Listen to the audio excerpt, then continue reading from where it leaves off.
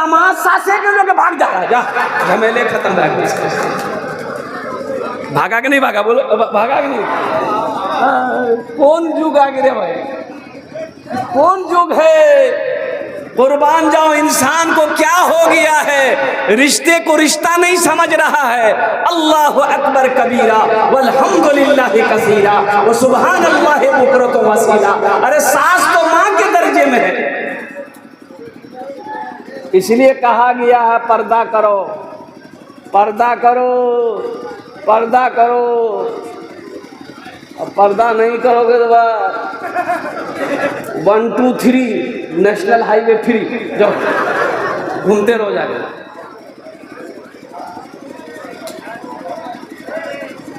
तो मैं ये कह रहा था मेरे बच्चों, नौजवान, हमारे ज़माने में ये मोबाइल 3G 4G 5G नहीं था। हम लोग जब पढ़ते थे लखनऊ में, बनारस में, आगरा में, तो घर से खत जाता था, चिट्ठी जाती थी, महीनों बाद मिलता था, पढ़ते थे, फिर उसका जवाब लिखते थे। हम लोगों के ज़माने में ये 3G 4G 5G तो नहीं था, लेकिन था। अब्बा जी, मुंशी जी, उस्ताद जी, ये थप्पड़ में नेटवर्क आ जाता था। मीडिया वालों से भी कहना मैं चाहूँगा कि थोड़ा सा इत्मीनान से बैठ जाइए, सुकून से बैठ जाइए। ये पूरी दुनिया तक आपकी वीडियो को पहुंचा रहा है, ये बहुत बड़ी बात है। ये नौजवान लोग, बच्चे लोग कहाँ कहाँ से आए हैं, कितनी कितनी दूर से आए हैं। इस वक्त पूरी दुनिया भागलपुर के जलसे को देख रही है, पूरी दुनिया देख रही है। किसके वजह से? हमारे इन मीडिया वाले बच्चों की वजह से, इन नौजवानों की वजह से, इन मीडिया वालों की वजह से पूरी दुनिया देख रही है कि भागलपुर की सरजमीन में कौन सी जगह ये, बीरबन्ना की सरजमीन पर, बस्ती के अंदर में मदरसे का जलसा हो रहा है। 13 बच्चों की दस्तारबंदी है, लोग बैठे हुए हैं। इंग्लैंड हो, ऑस्ट्रेलिया हो, वो साउथ अफ्रीका हो, चाहे वो अमेरिका हो, चाहे वो चीन हो, चाहे वो नेपाल हो, बांग्लादेश हो, सारी दुनिया देख रही है। ट्रेन में सोया हुआ एक आदमी जनरल बोगी में, अच्छा देखिए, जनरल बोगी में सोने के अलावा नहीं है, जनरल बोगी में सोने के अलावा है? बोलिए भाई। सोइएगा, स्लीपर में सोइए, एसी में सोइए, सेकंड एसी में सोइए, थर्ड एसी में सोइए, फर्स्ट एसी में सोइए, जहां सीट बुक कराएं वहां सोइए। जनरल में बैठ सकते हैं, सो नहीं सकते। एक आदमी की सीट खाली थी, सो गया। एक स्टेशन पे गाड़ी रुकी तो कुछ लोग बोला भाई उठ के बैठो, बैठने दो, जनरल बोगी है। तो उसको बोला वो आदमी, पहचानते हो हमको, हम कौन है? मेरे बाबू तब तो खतरनाक आदमी है। बोला सो जा, सो जा। दूसरे डिब्बा में चला गया। एक जगह गाड़ी और रुकी, कुछ लोग चढ़े, उसको भी बोला भाई उठ के बैठो, जनरल बोगी बैठने दो। उसको भी बोला तुम पहचानते हो हमको, हम कौन? बोला लगता कोई नेता है, छोड़ दो, सो जाओ।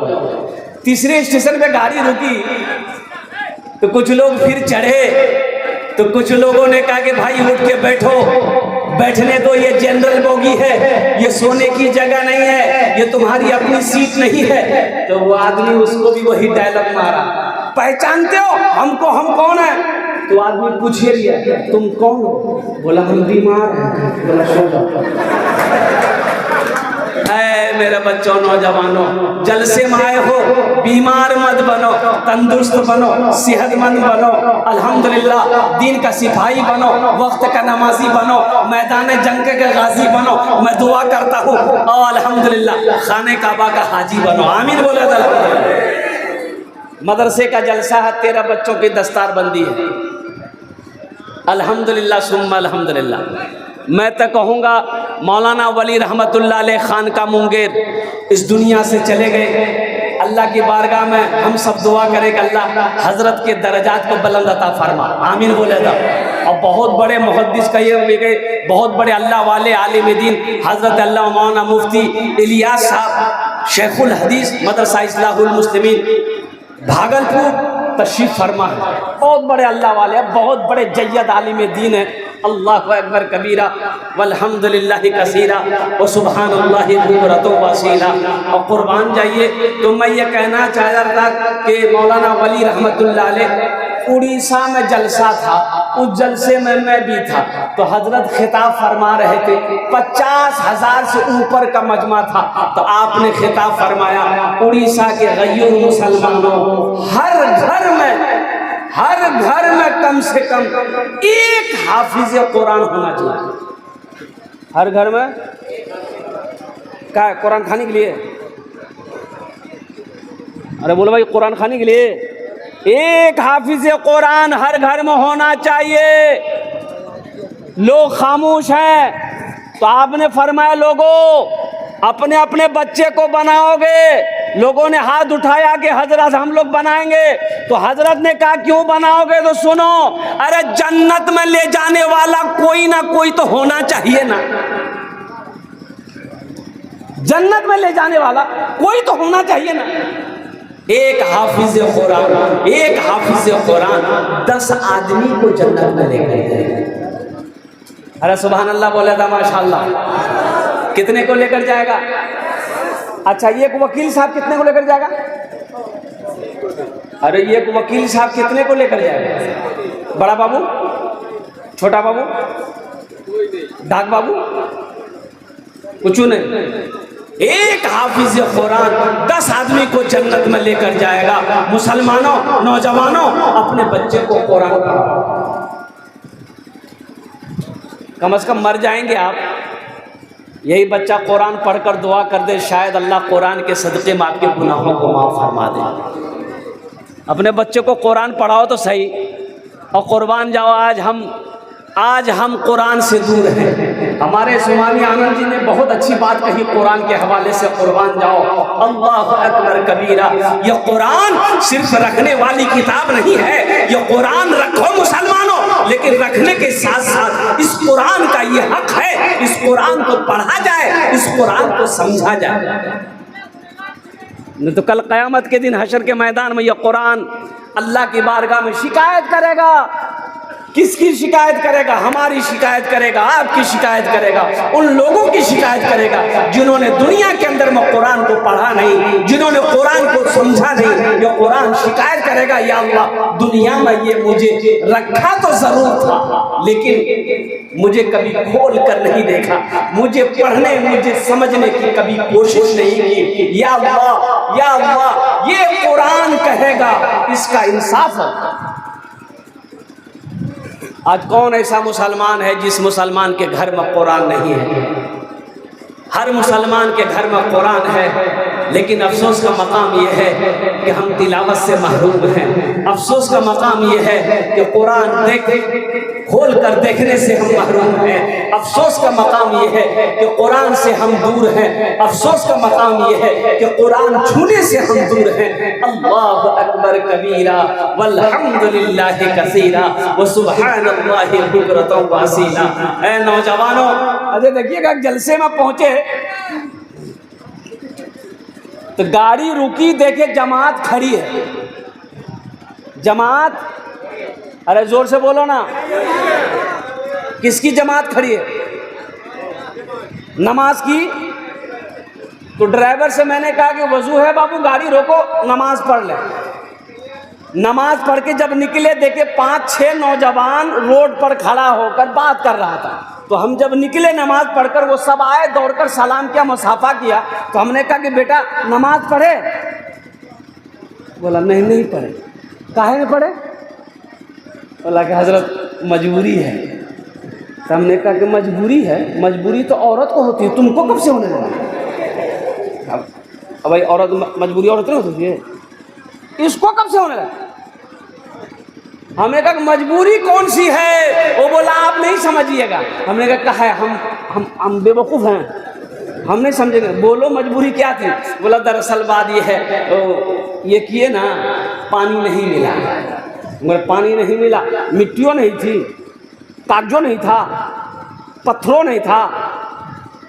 अरे कुछ तो मिलता, मिट्टी ले लेते, कागज का टुकड़ा ले लेते, टिश्यू पेपर ले लेते, पेपर ले लेते।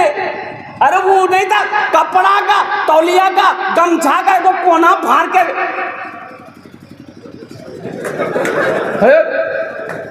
यहो नहीं था। हे रे बाप, इसको समझ कब आएगी? समझ से बाहर बात है। अल्लाह अकबर कबीरा वल्हम्दुलिल्लाहि कसीरा व सुब्हानल्लाहि बुकरतन व असीला। मुसलमान हो बोले हम नापाक हैं, कसम खुदा की ये अफसोस का मकाम है, मुसलमान हो और ये कहे कि मैं नमाज इसलिए नहीं पढ़ता हूँ कि मैं नापाक हूँ। अरे हिंदुस्तान में किस पानी का कमी है? गंगा का पानी हिंदुस्तान में है, जमुना का पानी हिंदुस्तान में है, नहर का पानी मेरे हिंदुस्तान में है, दाओ महानंदा नदी का पानी मेरे हिंदुस्तान में है, कनकई का पानी मेरे हिंदुस्तान में है, नल का पानी हिंदुस्तान में है, ट्यूबवेल का पानी हिंदुस्तान में है। और कुर्बान जाओ फिर भी इसको पानी नहीं मिला। इंशाअल्लाह पाक रहोगे मेरे बच्चों। कितने लोग रहोगे इंशाअल्लाह? अल्हम्दुलिल्लाह। अपने जिस्म को हमेशा पाक रखना मेरे बच्चों। क्या ठिकाना, क्या भरोसा, कब मौत आ जाए कहना मुश्किल है। कल की बात बता रहा हूँ, कल का रिपोर्ट है। दोपहर में दो नौजवान मुसलमान बच्चा, नौजवान जिसकी उम्र 22 से 23-24 साल, सहरसा का रहने वाला, दो मुस्लिम नौजवान का एक्सीडेंट हुआ मोटरसाइकिल से। बारात में जा रहा था और पीछे से कोई ट्रैक्टर तेज रफ्तार से वो चला के आ रहा था, ड्राइवर ऐसी ठोकर मारी, दोनों नौजवान वहीं स्पॉट डेड हो गया। और कुर्बान जाओ, शाम का वाकया है कि दो हिंदू भाई के लड़के, दो हिंदू भाई के नौजवान लड़के, शाम को एक्सीडेंट हुआ, वो भी सहरसाई का वाकया। जिंदगी कोई भरोसा है? 242 लोग प्लेन क्रैश में चले गए। उसमें आपको पता होना चाहिए, लखपति भी था, करोड़पति भी था, अरबपति भी था, खरबपति भी था। और मुसलमानों नौजवानों कुर्बान जाओ, उसमें ना जाने कितने बड़े बड़े अफसर थे उस प्लेन के अंदर में। 242 लोग सिर्फ 38 सेकेंड के अंदर में ओ मौत के चंगुल में चले गया, पता नहीं चला। जिंदगी का कोई भरोसा है? इसलिए मेरे बच्चों हमेशा तैयार रहो कि कब वहां का बुलावा आ जाए, कब जाना पड़े तो अफसोस ना रहे कि मौत के वक्त हम तौबा ना कर सके, मौत के वक्त हम नापाक थे। इसलिए मुसलमानों, जो सिपाही होता है, सिपाही हमेशा वो तैयार रहता है। सिपाही, अरे बोलो भाई, सिपाही तैयार रहता है ना? अच्छा बताइए, सिपाही इसलिए तैयार है, हिंदुस्तान पाकिस्तान का बॉर्डर है, इधर इंडियन फोर्स है, उधर पाकिस्तानी फोर्स है।